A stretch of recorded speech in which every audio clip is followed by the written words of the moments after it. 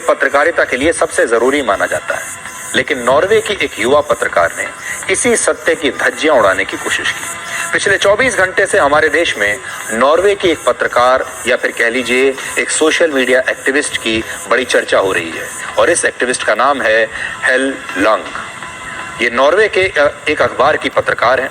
इस पत्रकार के सवालों से ही ये समझ में आता है कि इसे भारत और भारत के प्रधानमंत्री नरेंद्र मोदी बेहद नापसंद हैं। जिस प्रेस फ्रीडम इंडेक्स की इस पत्रकार ने बात की, उसकी फंडिंग भी जॉर्ज सोरोस के इसी एनजीओ से आती है। इससे यह भी सवाल उठता है कि इस घटना में इतने सारे इत्तेफाक कैसे हैं और सारी कड़ियां एक दूसरे से आखिर कैसे जुड़ी हुई हैं।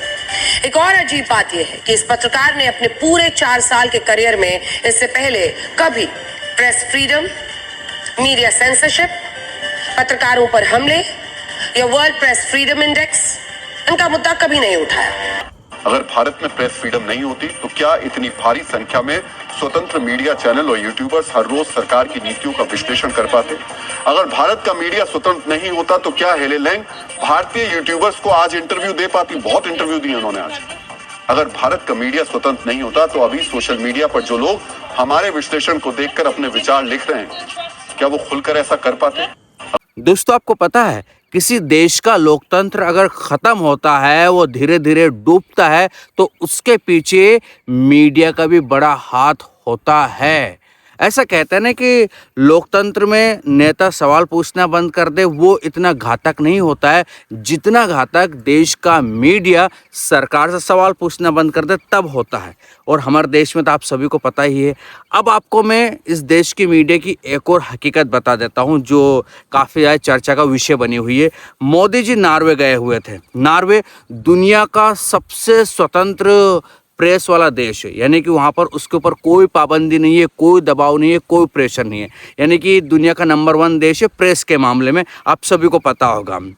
वहाँ पर एक महिला पत्रकार ने मोदी जी से सवाल पूछ लिया कि मोदी जी, आप दुनिया के सबसे स्वतंत्र प्रेस का जवाब क्यों नहीं देते हैं? तो मोदी जी बिना जवाब दिए निकलते हुए दिखाई दिए। कैमरा चालू था। Prime Minister Modi, why don't you take some questions from the freest press in the world? अब वो छोटी सी क्लिप जो है ना सोशल मीडिया पर वायरल हो गई, पूरी दुनिया ने देखी।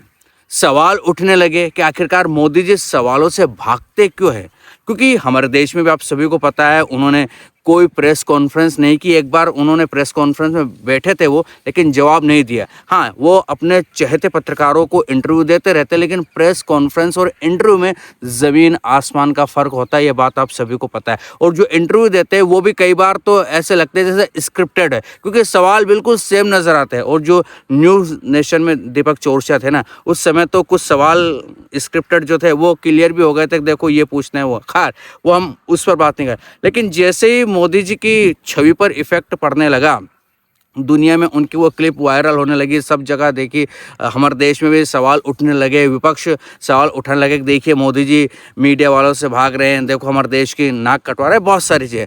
तो हमारे देश के मीडिया ने सारा लोड, सारी जिम्मेदारी अपने कंधों पर उठा ली और उस जो नॉर्वे की महिला पत्रकार थे ना, उसको ही लपेटे के घेरे में ले लिया। यानी कि मोदी जी के बचाव में देश के बड़े बड़े मीडिया घराने और बड़े बड़े एंकर आ गए हैं।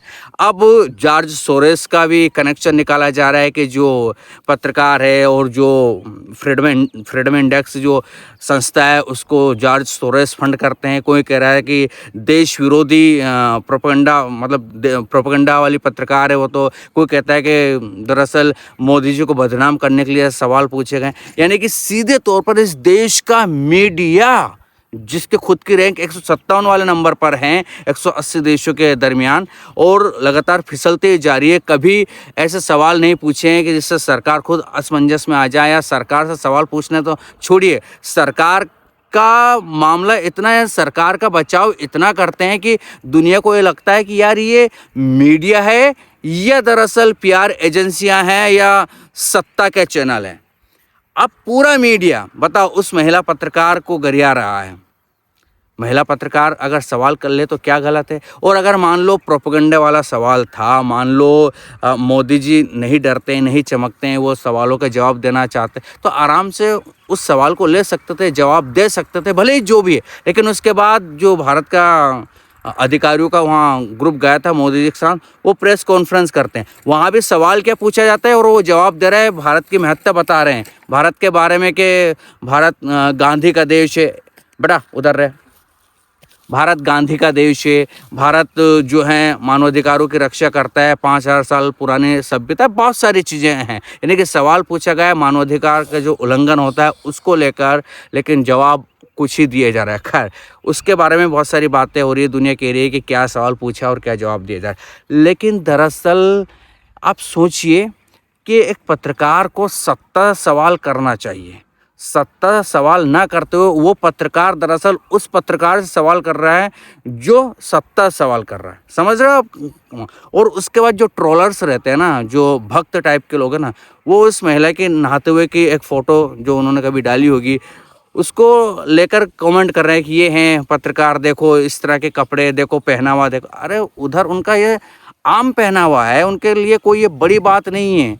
अगर आप समुद्र में नहाने जाते हैं, कभी आपने गए होंगे, तो क्या आप सूट बूट पहन कर कूद जाते हैं क्या? हाँ, ये सब अलग विषय है, लेकिन आप पत्रकारिता का स्टैंडर्ड समझो। और बड़े बड़े कई भक्त टाइप के पत्रकार जो सोशल मीडिया पर, एफबी पर, फेसबुक और इन पर हैं, वो भी बचाव में, और वो भी ऐसे कुतर्क कर रहे हैं कि यार शर्म आती है मुझे कि मैं पत्रकारिता का छात्र रहा हूँ और ऐसे बड़े बड़े लोग जिनका नाम हम एक समय में सुना करते थे कि ये बहुत अच्छे पत्रकार है, ये बहुत अच्छे जो है लेख लिखते हैं, वो भी ऐसे घटिया सोच के शिकार हो जाते हैं ना, तो शर्म आती है कि मैं क्यों पत्रकारिता का छात्र रहा होगा कभी।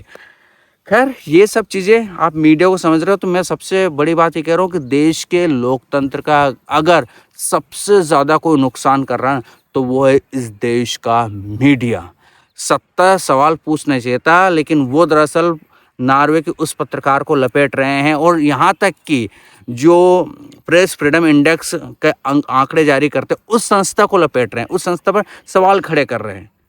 खुद की औकात नहीं देखेंगे, खुद का गिरेबान झांक के नहीं देखेंगे, लेकिन नहीं, जो नंबर 1 पर है ना वो देश और जो प्रेस इंडेक्स वाली संस्था है जो आंकड़े जारी हर साल करते रहे, उस पर सवाल खड़े कर रहे हैं, मोदी जी का बचाव कर रहे हैं कि प्रोपेगेंडा वाली सोच थी उस पत्रकार की, वो देश हमारे देश की विरोधी बताया जा रहा है। ऐसे ही होता है, जब 70 सवाल पूछा जाता है तो देशद्रोही उसको बोल दिया जाता है, तरह तरह की बातें होती है।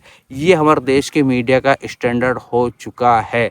मैं सिर्फ इतना चाहता हूँ इन फ्यूचर कभी भी सत्ता बदले ना, तो सबसे पहले इन मीडिया वालों का कुछ ऐसा होना चाहिए कि याद रहे कि हमने जो बोया था ना वो हमें मिल रहा है। आपको क्या लगता है? कमेंट सेक्शन में ज़रूर बताइएगा। यह था वीडियो, कैसा लगा ये भी बताइए। जानकारी ठीक ठाक लगती है तो चैनल को लाइक शेयर सब्सक्राइब करना ना भूलिएगा। फिर मिलेंगे किसी दूसरे वीडियो में, तब तक के लिए आपके दोस्तों को दीजिए इजाज़त। नमस्कार।